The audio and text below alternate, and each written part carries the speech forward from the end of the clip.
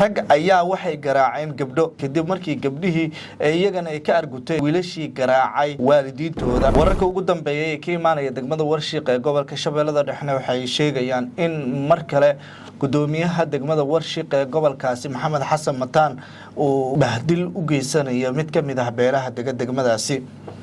Maxamed Xasan Mataan iyo Muriid Xasan Gurey ayaa hadda waxay u muuqanayaan in talaabooyin qaldan ay qaadayaan oo ku aadan hab maamulka. waxa uu san kala ogeyn gudoomiyaha degmada Warshiiq ee gobolka Shabeellada Dhexe in Qaasim Furdug uu yahay gudoomiyaha degmada Warshiiq ama uu san ahaynba in Qaasim Furdug uu mar waliba wax uu ku amro uu sameynayo. tanna waxay u muuqanaysaa in bahdil xoogan ay la kulmayaan dadka degmada Warshiiq, waxaana mar waliba uu soo xirayaa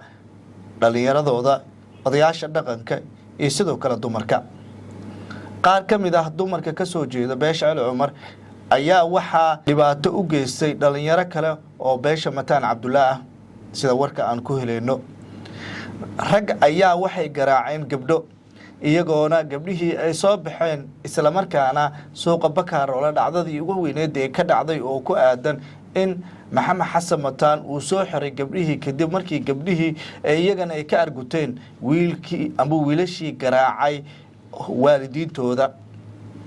waxaa sidoo kale dhacday in Maxamed Xasan Mataan isagoona soo xirin dhalinyaradii gabdhaha dhibaatada u geystay soona dilay oo qoray baadkiis ku soo garaacay in uu soo wado oo keeno xabsiga degmada Warshiiq ee gobolka Shabeellada Dhexe.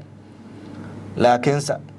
xildhibaan Yaasiin Geedi Suubiye oo ah halyeeyga beesha Cali Cumar ayaa toos uga soo horjeestay go'aanka qaldan uu qaatay gudoomiyaha degmada Warshiiq ee gobolka Shabeellada Dhexe Maxamed Xasan Mataan. Mataan uma qalmo inuu sii ahaado gudoomiyaha degmada Warshiiq. xildhibaanada golaha deegaanka ee degmaduna gibi ahaanba waxay ka gaabinayaan hooshooy loo igmaday oo odayaasha dhaqanka degmada Warshiiq ay u igmadeen. ninka kaliya ah ee hadda dhaxda xirtay kala tirsan golaha deegaanka degmada Warshiiq waa Yaasiin Geedi Suubiye. Yaasiin Geedi Suubiye ayaa talaabooyin wanaagsan oo bulshada faa'iido u ah hadda ka sameynaya degmada Warshiiq.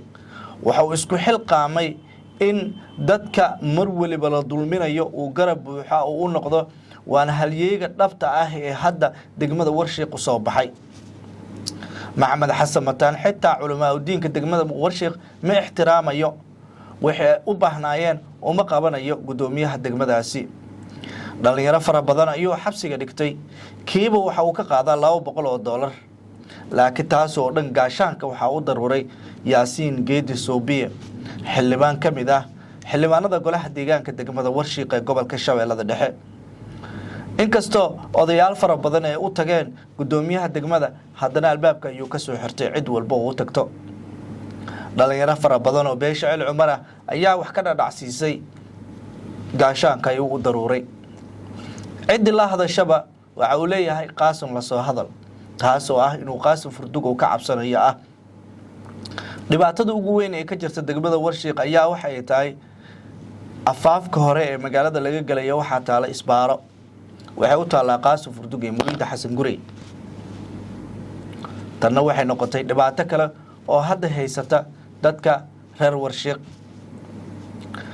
Yaasiin Geedi Suubiye ayaa hadda waxa uu wadaa talaabooyin adag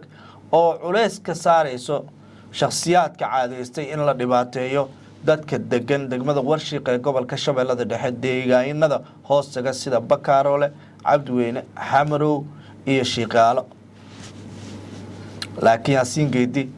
ayaa hadda waxa uu ballan qaaday in uu dhammaanba dadkaasi uu difaaci doono, cid kastoo ku xadgudubtana uuna sharciga la tiigsan doono.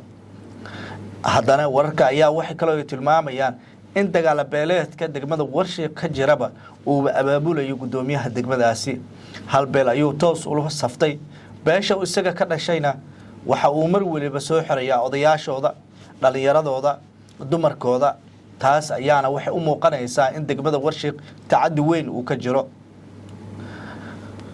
dadka darsa siyaasadda ayaa hore u sheegay in ninkan uusan aqoonin sida wax loo maamulo, uusan aqoonin sida dadka loo kala dabaro, uusan aqoonin qofka qaldan iyo qofka saxan, kaliya uu yaqaano hal luqad oo ah luqad lacag ah. qofkii akoonkiisa wax ku shuba oo kaliya ayuu aaminsan yahay maxamed xasan mataan laakiin geesiga ka soo horjeeda kaliya waxa uu aaminsan yahay qadiyadda waxa uu aaminsan yahay in dhalinyaradu wax waliba ay yihiin waxa uu aaminsan yahay inuu dumarka asaas u yahay waxa uu aaminsan yahay in degmada Warshiiq ay horumar ay gaarto oo kaliya halka maxamed xasan mataan kaliya akoonkiisa inay wax ku dhacaan u yaqaano tanna waxay u muuqanaysaa dhibaatada ka jirta degmada Warshiiq inay aad u sii kordhayso hadda odayaal fara badan ayaa u xiran odayaashii waxa dhalinyaro ka tirsan degmada Warshiiq ay isku dayeen inay soo daayaan laakiin mataan gibi ahaanba waxa uu waraaqad dhigay deegaanada Hirshabeelle gaar ahaan xafiiska madaxweynaha Hirshabeelle gudoomiyaha gobolka Shabeellada Dhexe Masdile waxa uu mar waliba ku dadaalayaa sidii dagaal beeleedyada looga baaqsan lahaa oo nabad ay ugu dhici lahayd degmada Warshiiq iyo deegaanada hoostaga gobolka Shabeellada Dhexena xaalkiisu uu deganaa lahaa hase ahaatee shakhsiyaad yaryar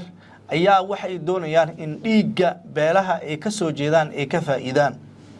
xildhibaan Xaadoole iyo Masdile ayaa horay waxa ay dhaxda ay u xirteen inay tagaan magaalada Warshiiq oo odayaashu isku keenaan hase ahaatee intaas oo idil waxa lugtu ku dhiftay maxamed xasan mataan gudoomiyaha degmada Warshiiq oo ku xiran Cali Guudlaawe Xuseen Cali Guudlaawena aan wada ognahay inuusan jeclayn in degmada Warshiiq iyo deegaanada hoostaga horumar ay sameeyaan tanna waxay u muuqanaysaa caqabada ugu xoogan ee beelaha dega ee walaalaha ah ee ka jira degmadaasi in aysan ogeyn in Cali Guudlaawe uusan jeclayn laakiin xildhibaan Xaadoole ayaa hore si cad u sheegay in Cali Guudlaawe uu yahay shakhsi jecel inuu burburiyo degmada Warshiiq dagaal haddii uu joogsado oo dadka degmada Warshiiq deegaanada hoostaga isku xirmaan Cali Guudlaawe hamiga uu leeyahay oo ah in boorka laga aasaaso degmada Warshiiq marnaba aysan Cali Guudlaawe hamigiisa ah inuu lacag ka faa'iido aysan u suuragelaynin waxa uu doonayaa inuu gato dhulka deegaanada hoostaga degmada Warshiiq laakiin Cali Guudlaawe taasi oo idil waa uu ku fashilmayaa maxamed xasan mataan iyo kooxdiisa ololahana waxay mar kale u muuqanayaan in siyaasadooda ay god dheer ay ku sii dhacayso xildhibaanadii golaha deegaanka ee la doortay halkee bay ka baxeen maxamed xasan mataan ayaa waxa uu kala tuuray kisto yar oo lacag ah akoonadooda ayuu ku shubay waxayna yihiin maqana joogayaal markii laga reebo hal qof oo ah geesiga dhaxda xirtay Yaasiin Geedi Soobiye Yaasiin Geedi ayaa waxa uu ka mid yahay xildhibaanada golaha deegaanka ee degmada Warshiiq ee gobolka Shabeellada Dhexe waxa uuna mar waliba xitaa shakhsiyaad markay isku soo dayeen inay laboor magaalada Warshiiq ay ka furaan ama si sharci darro ah ee dhulka dadka degmada Warshiiq ay ku boobaan isku dayeen waa shakhsigii diyaarada helicopter ah markay isku soo dayeen inay halkaas tagaan ka soo ceeriyay Yaasiin Geedi Soobiye waa halyeega beelaha degmada Warshiiq ee gobolka Shabeellada Dhexe daawada aragtidaadu waa noo muhiim meel dheerna muuqaalka noo gaarsiin si wax looga qabto shakhsigan caadaystay in dhiigga ummadda Soomaaliyeed dhiigga shacabka degmada Warshiiq in uu ka macaasho lacag isla markaan lacag fara badan uu ka sameeyo dagaal beeleedyada ka jira degmada Warshiiq odayaashana albaabka ka soo xirtay mar waliba aan isla soconno waa maasanta daawada leegaaga iyo sheerkaaga commentiga waa noo muhiim nabadgelyo